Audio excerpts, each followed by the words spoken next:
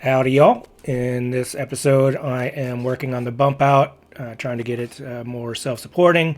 And right there, I'm just taking out a couple 2x4s to the right of it that help support the C channel big metal beam that helps or does support the roof trusses. And so it wasn't in too bad a shape, but I figured might as well replace them. And so just marking it up as a template, cutting them to make the same size beams, and I will screw those two together for now. I'll shoot some nails in it at a different point to make it as solid as can be. And right now I just kind of put it in there. There wasn't too much weight on it, but just to the right of it there is another 2x4 that's helping hold up that C channel, so when I replace that it'll be all better. Alright, I got a bunch of Simpson straps, or Stimson, is it Simpson? Simpson. Got some Simpson straps, and I'm going to attach them to here, into these little holes in the metal beam here on the bump out, and just so it this metal beam holds this the header beam for this ceiling here, the roof on the bump out. So, because right now it's just being held up by these 2x4s, and obviously at the ends, but this will help it out. And then we'll put the fascia on there, but here we go.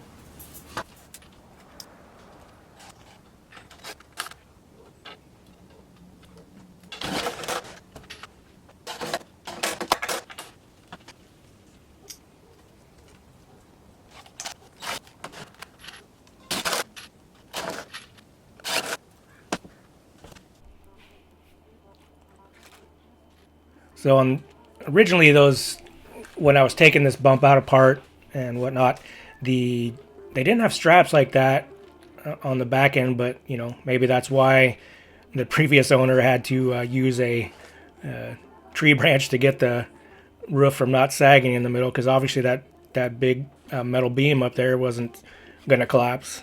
Thing's super solid. Although on the bottom end, he only had two, like on the very ends of the bump outs on each left and right side from where I'm looking at right there.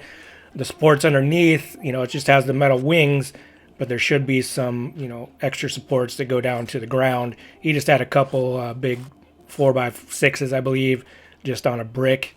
But I'm going to pour a little footing and make that a little more proper so we don't have any issues of sagging on that side. So, but for now, this is nice. Putting these straps in there, I can hang off that threshold like a monkey, and it still holds me up. So that was good to get that aspect taken care of, so I can get those 2x4s out of there. So that was pretty cool.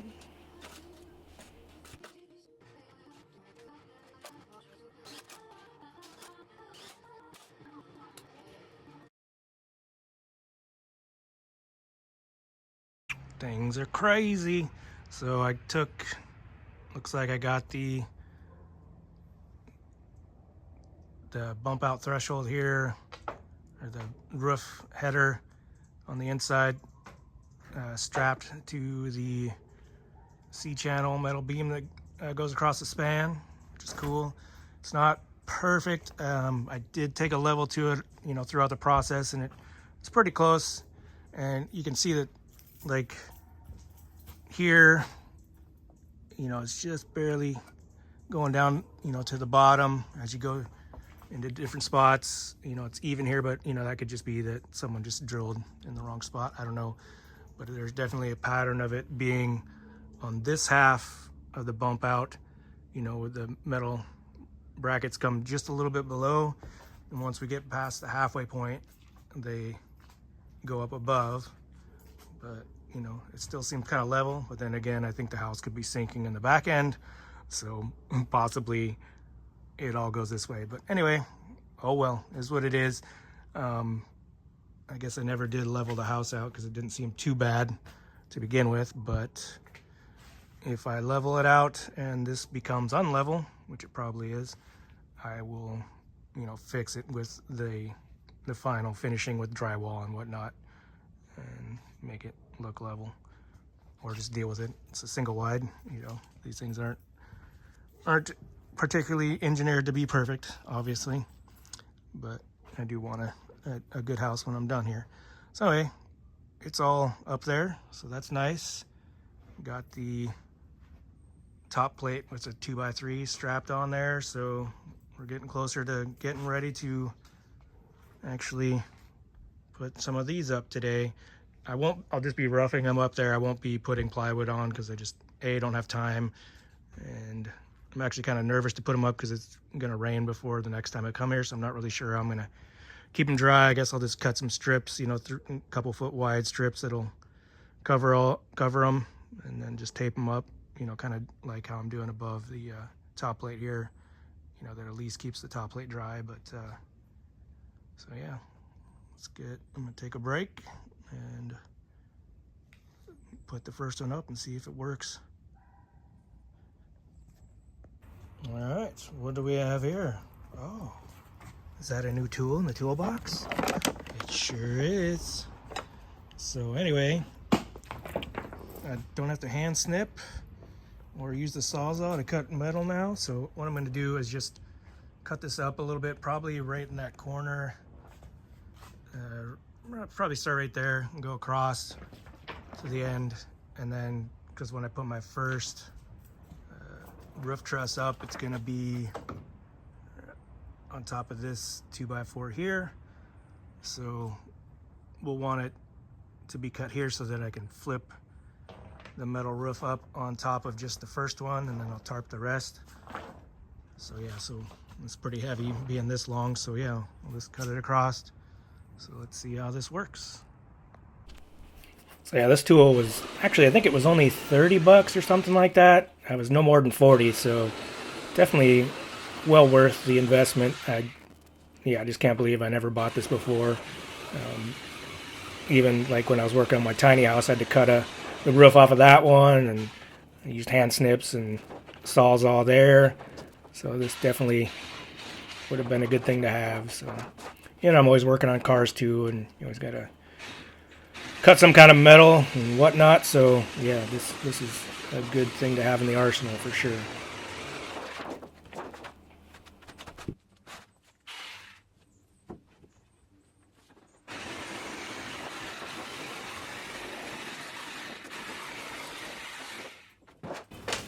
Oh, baby. Should have bought this tool a long time ago. So what do we have here? Oh my goodness, look at that. A roof truss is going up. Could this be the start of something beautiful? Anyway, yeah, it was fun putting this first one up, let me tell you. I'm so glad I cut most of that metal off, because it was giving me some fits and starts and whatnot. So, but I mean, it wasn't too bad, but you know, kind of a pain. But we got it up there.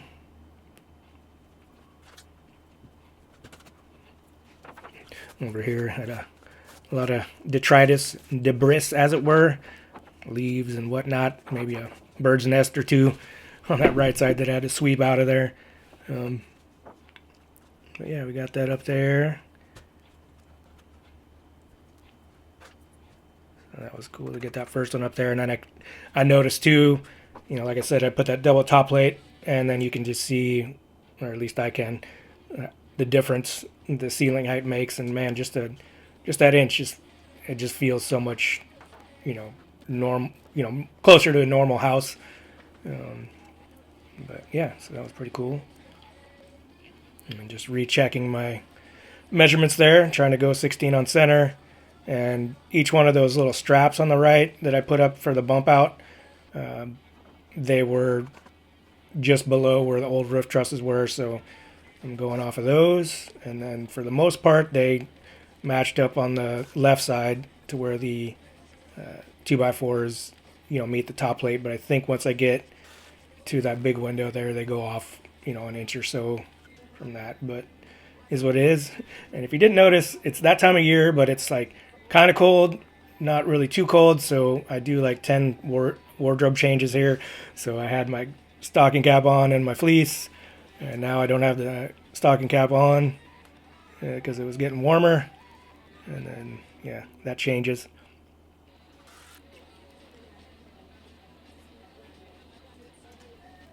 Hey, look, no more fleece, but I put the hat back on. So thought that was kind of funny when I kept doing that. So hopefully you guys will get a laugh out of that too. So, because this isn't the last iteration. But for now, I'm just putting one screw in the bottom one, and then I come back and nail it. I don't know why I was doing the screw and then nail method. Maybe I didn't have the nail gun with me. I already packed it away for the day. But hey, look, no fleece and no hat now. But anyway, so yeah, just measuring again. And I think I only put up 5 or so, but we'll get to that here in a second. Anyway.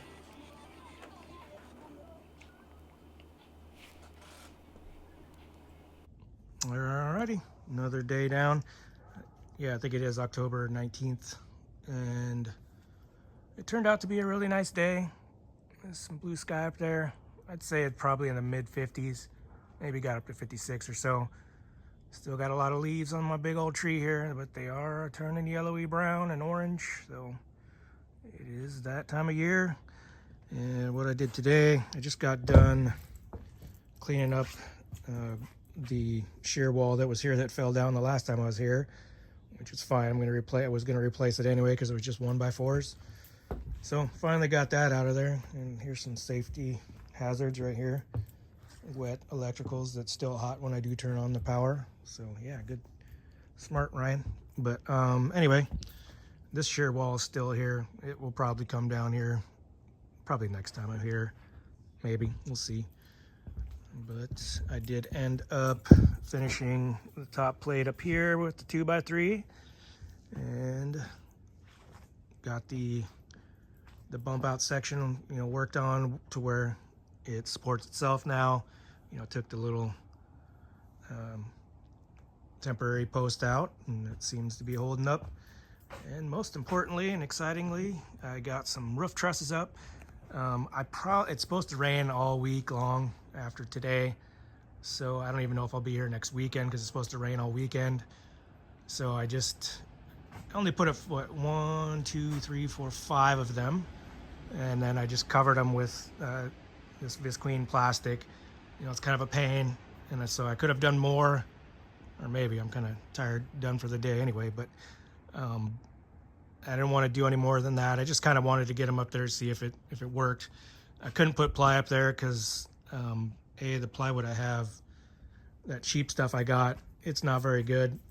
Some of this stuff got wet up in here and it just starts waving because I don't think it's like certified plywood, because it's just, like I said, for the shipping crates. So as long as it stays dry, it's good, but once it gets wet, it just warps all crazy. And you can see that one hasn't even really got wet. It's just been in the atmosphere and it's totally warped. So yeah, I'm gonna buy some legit 1/2-inch